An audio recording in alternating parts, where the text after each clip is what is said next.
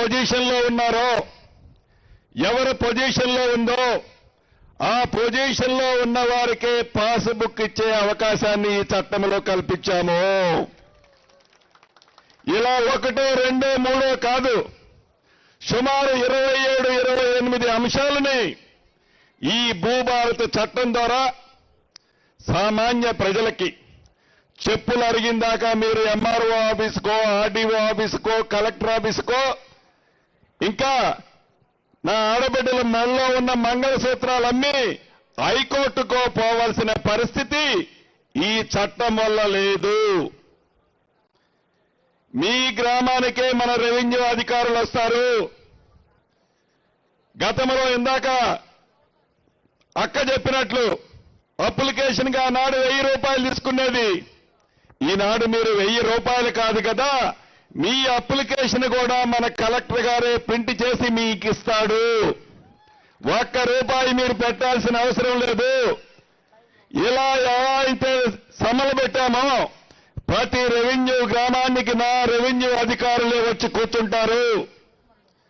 మీ సమస్యని శాశ్వతంగా పరిష్కరిస్తారు. సాధ్యం కాని కొన్ని కోర్టులో ఉంటే అది కోర్టు పరిధి తేలిన తర్వాత పరిష్కరిస్తాము. అదే రకంగా ఆనాడు దొరగారు పార్ట్ బి అని ఒకటి పెట్టాడు ధరణిలో. ఈ పార్ట్ బిలో 18 లక్షల ఎకరాలు పేదోళ్ల భూములు ఆ ధరణిలో పార్ట్ బిలో పెట్టాడు. ఎవడైతే వచ్చి కలుస్తాడో ఆ కలిసినోడిదే ఆ పార్ట్ బి నుంచి బయటికి తీస్తాడు. కానీ ఏదైతే ఈ 18 లక్షల పార్ట్ బిలో ఉన్న భూముల్లో పేదవాళ్ల భూములు 6 నుంచి 6.5 లక్షల ఎకరాలున్నాయి.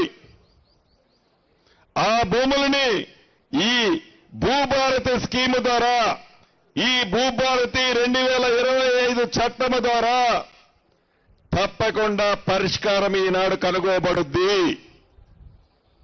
అంతేకాదు,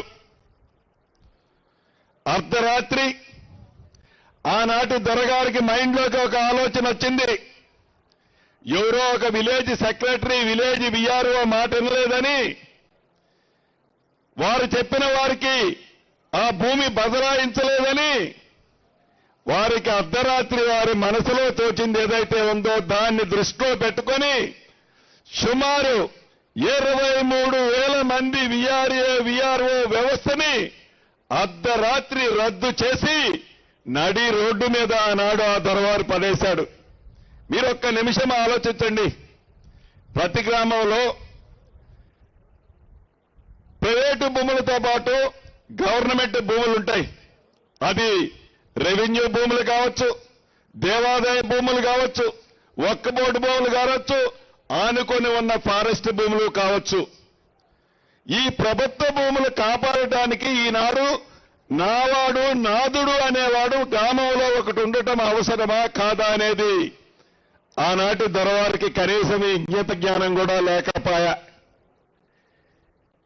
ఈనాడు మన ఇందిరమ్మ ప్రభుత్వంలో పేదవాడికి అండగా ఉండటానికి, పేదవాడికి రెవెన్యూ సమస్య వస్తే ఆ గ్రామంలో చెప్పట్టుకోవడానికి 10,956 రెవెన్యూ గ్రామాలలో మొదటి విడతలో 6,000 పైమందిని నియమించడానికి ఆల్రెడీ నిర్ణయం తీసుకున్నాం. రాబోయే నెల అంటే ఇంకొక 10-15 రోజుల్లో మీ గ్రామాలకి రెవెన్యూ అధికారులు కూడా వస్తున్నారు. అంతేకాదు, అసలు ఈ పంచాయతీలన్నిటికీ కారణం ఏంటయ్యా? భూములు సరిగ్గా పాస్బుక్ ఉంటుంది, భూమి ఉండదు, భూమి ఉంటుంది, పాస్బుక్ ఉండదు, లేకుంటే పేర్లు తప్పుంటాయి.